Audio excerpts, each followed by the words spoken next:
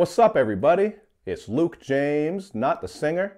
If you're looking to get your music reviewed, you can hit up this email. That's right here. But today, I'm going to hit you up with some thoughts and opinions on this Black Milk album called Fever.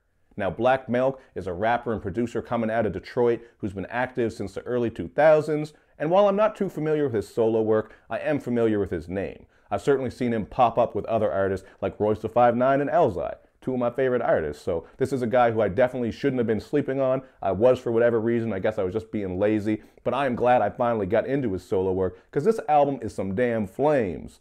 One of the first things I like about it is that production style. It's very lively, natural, and organic. And there's actually a studio session on YouTube that gives you a glimpse into his creative process. You got people in there doing live guitar, bass lines, trumpets, all kinds of stuff like that, and he's there orchestrating it and piecing it all together. I thought it was just cool to see how he did all of this because these beats are really dope, man. I really like that live sound that we're getting with a lot of hip-hop projects these days. For just a couple examples, I really like the track on here called Could It Be? It's a danceable groove with some shimmering synths sprinkled in throughout, so this is just a track that connected with me because it's very fun and upbeat. And then with Two Would Try, you get a nice R&B jam. This one has some nice vocals from Dwele, an R&B artist who I really appreciate, especially his albums Subject and Some Kinda, so make sure you check those out if you're not familiar. And you're also getting some nice guitar and trumpet work on this beat as well. I feel like these beats have a lot of layers, they're very unique, so as you listen through, you're going to pick up on a lot of things. These aren't the type of beats that are just a simple loop, you hear them once and you're bored. There's lots of stuff happening, and they have quite a bit of depth. So, production-wise, this shit was fire. I was also drawn to the bubbling bass line and bongos on Laugh Now, Cry Later. And another cool thing about this track is some of the bars he has on here, man. There's one line where he actually spits, "From raps to movies to black is beauty, cops didn't feel the same, felt he had to shoot me." That line just really hit me because he's speaking on the positives and negatives that come along with being black. And this is one of the themes on this track. There's actually another line where he mentions that some people are living that gang life, they're throwing it up, they're loving it and enjoying it, but then when someone comes through and shoots you, obviously it's a bad thing. He's just speaking on, some of the things that can happen from all angles with different situations. So he does have some thought-provoking lyrics on here, and even though I wouldn't say he's like a top-tier lyricist, he's certainly going to keep your attention and come through with some cool ideas. You got the song True Lies, where he's searching for answers from teachers and preachers and other people who have just been lying to him. So this was a cool track because really he just is tired of being lied to. And this is something that I can relate to, man. Obviously it would be stupid to say that education and religion offer no value. But you know what? We do have to understand that there are some lies being told, man. Some misinformation is given out. So I do appreciate him speaking on that. I thought that was pretty dope. There's also another nice bass line on this that's kind of slinky. I felt that slinky bass line fit with the whole idea since he's speaking on these sneaky issues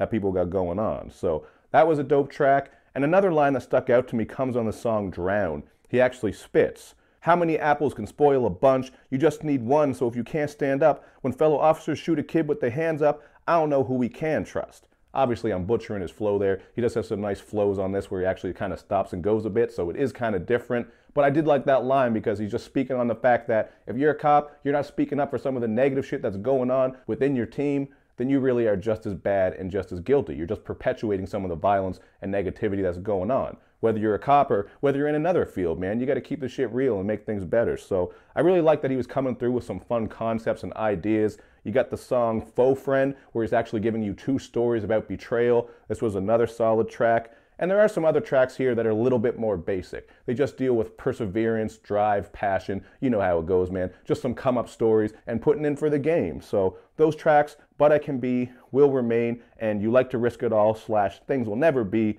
are some of the more lighthearted tracks on this album. I still like them. The beats are still quite bouncy. You are getting that live and organic feel to them, but content-wise, they are a little bit more easy. So there is a bit of a balance on here, and I think that does work in his favor.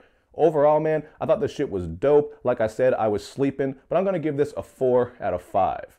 The only track I really didn't love was Eve or EVE. It's just a short synth instrumental, so that wasn't a big deal. And there is another instrumental on here called Dive that is much better.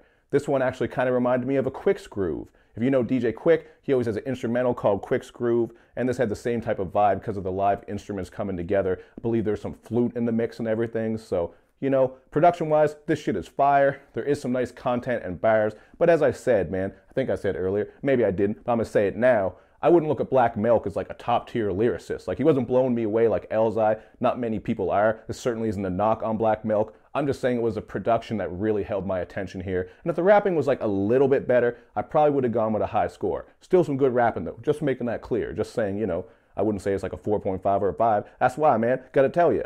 But hey, that's what I think. You guys can check it out for yourself and then hit me up in the comment section with your thoughts. And of course, man, make sure you do all that good YouTube and social media stuff. You know where I'm at, so show me love and show me lots of it. Thank you for watching, everybody. I will see you next time.